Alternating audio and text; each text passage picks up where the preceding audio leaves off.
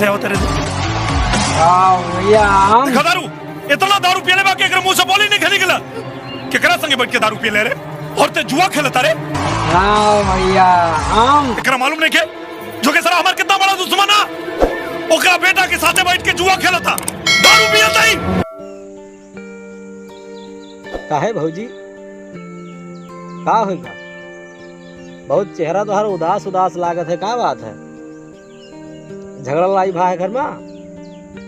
अरे दो प्राणी में होन करत है और ये मेरे उदास रहे कहाँ से काम चली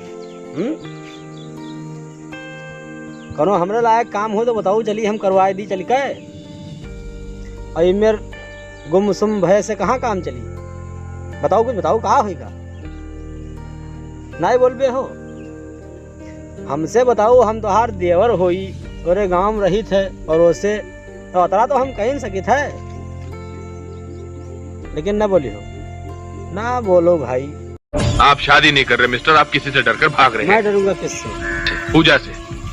क्या बकवास तो कर फिर ये बताओ कि आखिर पूजा को हो क्या गया है ये रोज शाम को उसके सर में दर्द क्यों होने लगा है हमारे आने से पहले वो सो क्यों जाती है और सुबह इतनी देर से क्यों उठती है कि ब्रेकफास्ट टेबल पर हमसे मुलाकात ना हो क्या मैं पूछ सकता हूँ आपने उससे ऐसा क्या कह दिया है जिससे उसकी हंसी गायब हो गई है